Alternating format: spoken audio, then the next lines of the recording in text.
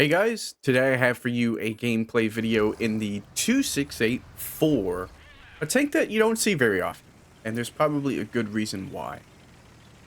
It's not a terrible tank, but it hasn't gotten any love since I don't know how long. I don't know if it's ever gotten love since it's been released, as I didn't really pay attention to buffs back then. But the tank has reasons to play it, but also obviously reasons to not, as many people don't play it. And one of those reasons is its DPM.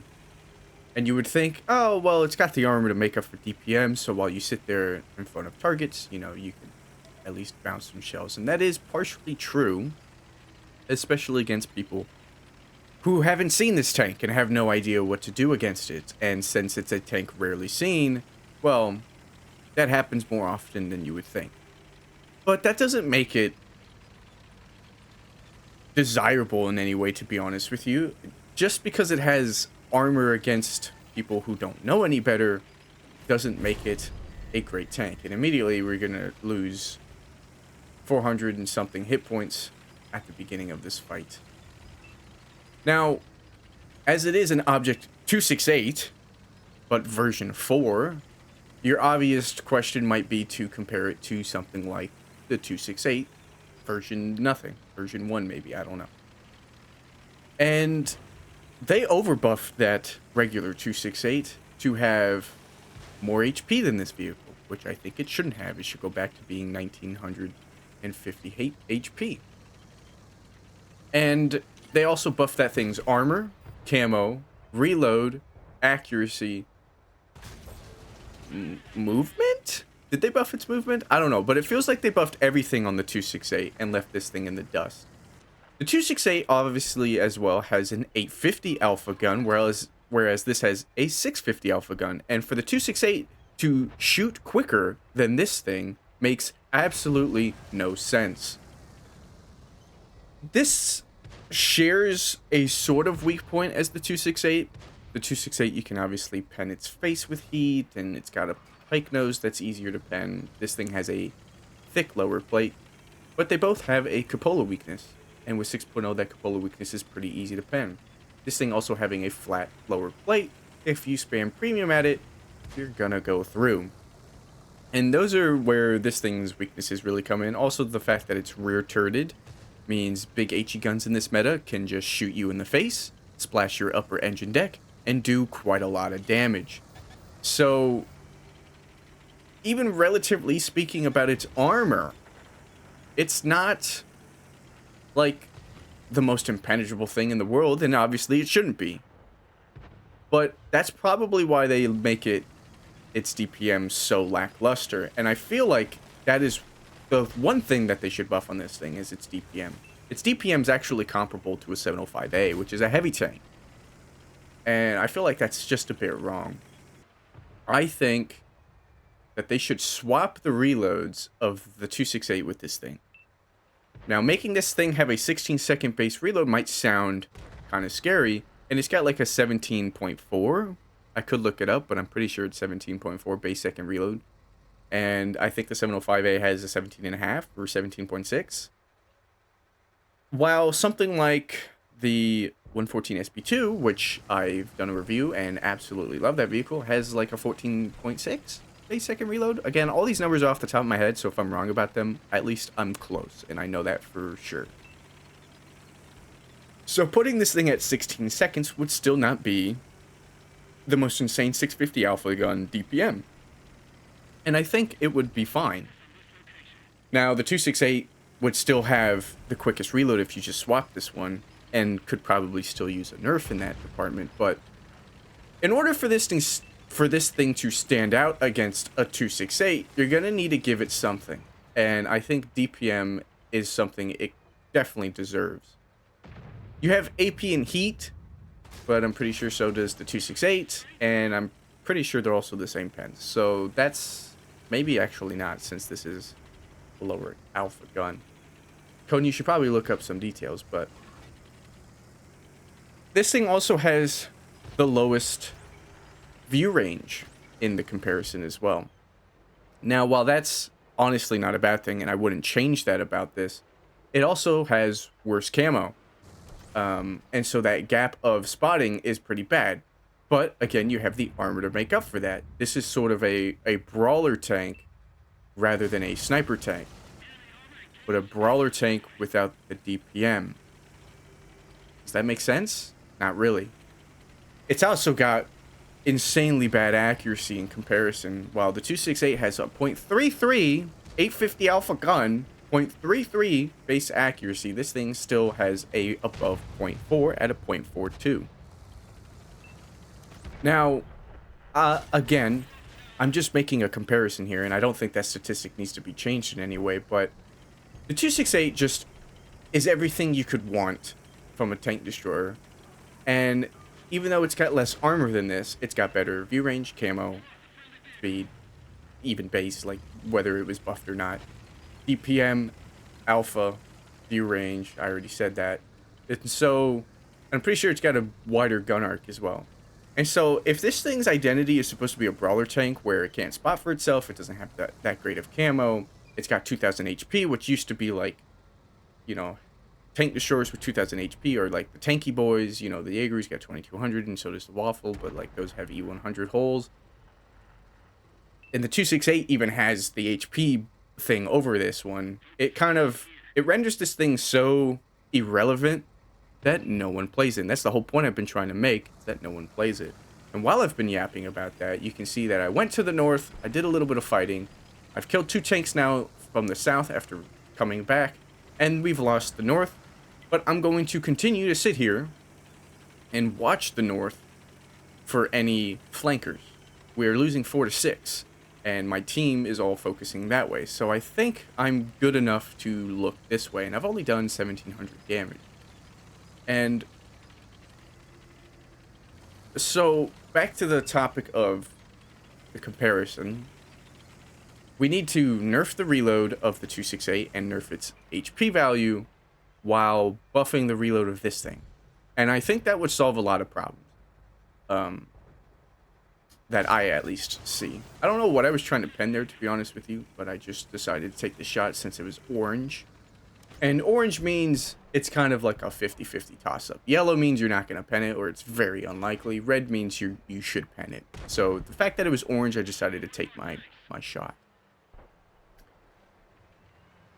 And we're losing 3-6 now, and I'm going to continue to just hope that these tanks just like poke up and give me free damage or free kills.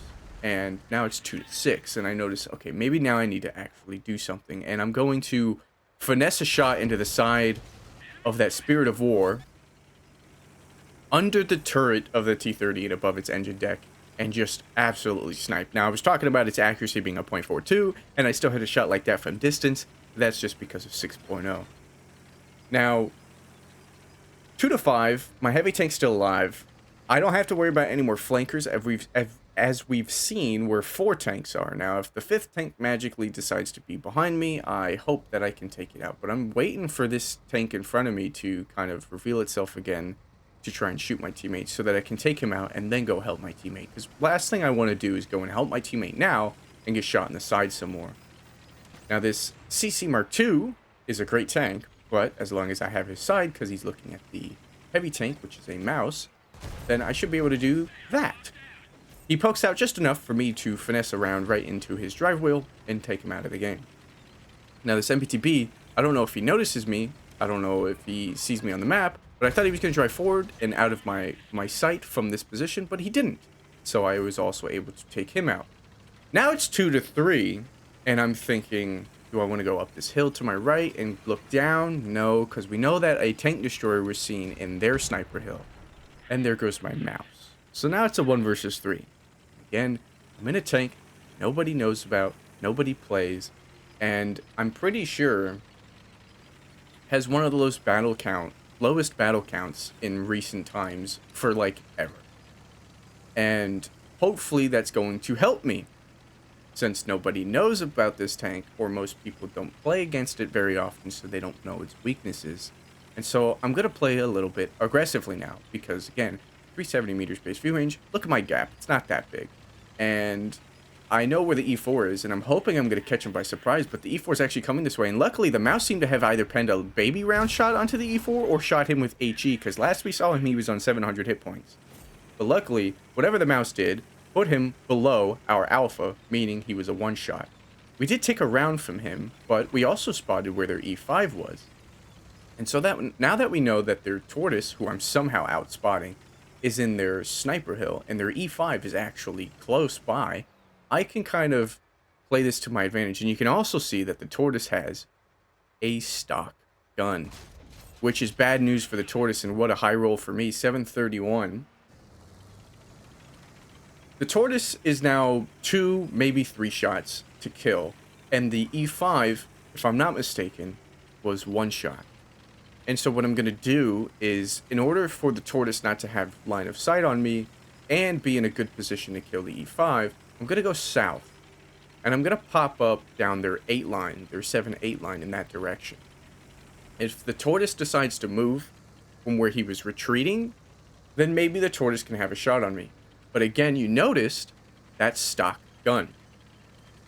If the Tortoise never has my cupola to shoot, because I can use the mountain that I'm about to go to hide my cupola on my right side, then he can't pen me, because there's no way he can pen my lower plate. The E5, though, can. The E5 definitely has enough heat penetration to go through my tank. And so, he's my biggest worry. But again, I think he was 1 shot, so hopefully we get to just sneak up on him and pop one into him. And then I just have to take it slow and brawl out with a Tortoise. Now, we already have a top gun in 4,500 damage, and it's seemingly obvious that we should be able to win this matchup, right? Now, at this moment, I was thinking, did the E5 move? Did I misjudge what was happening? My judgment was that the E5 was over there in the first place, meaning he's a passive heavy tank player. And no, he didn't move. I just didn't have line of sight on him because he was actually closer to the water and behind a rock than I thought he was. But 9 HP, I have no HE, and that's something I don't do very often is load HE, so I can't just splash this guy to death. I actually have to pen him.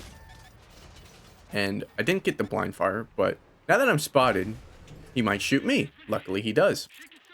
I can't tell if he shot HE there or not, but he did hit my gun, so I had to repair that. And I do get the round into him. And now, 7 kills, and just 1 remaining. A Tortoise with a stock gun. I go to see if I can find a shot here, and sure enough I can, and as long as he doesn't move, and my .42 accuracy connects, I do low roll by 30, but I leave him on 649. Which means, as long as I don't low roll him again, he is one-shottable. And this time, rather than trying to wait for the shot and hope he pokes again, he probably learned his lesson, and he's just gonna sit there and wait for me to come to him so that he can try and brawl with his DPM. But with that stock gun and against a 2684, it's gonna be quite difficult for him, especially since when I go up that ramp towards him, I have the advantage of my cupola being on my right side and his cupola being on his right side, meaning I have shots on his cupola before he can have shots on mine. So it's just a matter of getting there.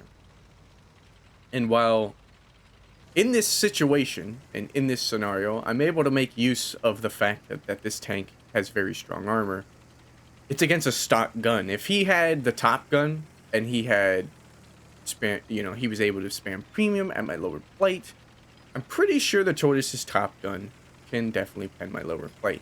And I wouldn't want to take this brawl with him, because at that point, even though he's now supposedly a one-shot if I don't low roll, he would have the better DPM to two-shot me before I could, get a second round into him if I low roll. And here's exactly what I was talking about.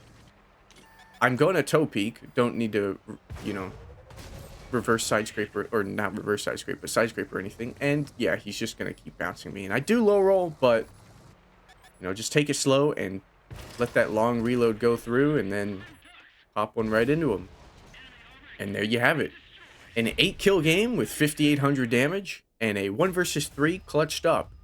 I definitely have to thank that mouse for making the E4 one-shottable, because if I misread that situation, well, I didn't misread it. The E4 surprised me by going north. If he had not been one-shottable, he made me one-shottable, and I would have obviously made him one-shottable, but I have no turret. I would have had to either go down there with him and fight him in a close quarter scenario where he has a 180-degree rotating turret and I have a gun arc, or I would have had to stay above and have him climb out of the hole and hope that even with my best loader equipment and all that, he didn't have all that, because maybe, just maybe, he could have beat me on the reload and or shot at the same time. He did get the first shot off before I killed him, so he definitely would have beat me on the reload, I would think, if he was also maxed out on his reloads. But that also would have given the E5 and the Tortoise opportunities to shoot me, especially if I turned to not let the E4 get behind me. Tortoise then could have penned me with the standard gun even then. Luckily, luckily, the turning point of that game was the mouse doing whatever he did, either the baby gun or an HE round, to the E4, leaving him on a one-shot for me. That was super crucial to that game being what it was. And, of course, we aced the 2684, which I'm actually surprised about, even though it's 1679 base XP, which is pretty high for a tier 10 tank destroyer. Again, because it's not played very often, I expected that to just be a first class. But we'll take our Radley Walters and our near 6,000 damage game. And that will be all for today. And I thank you guys for watching, and I'll see you in the next one. Take care.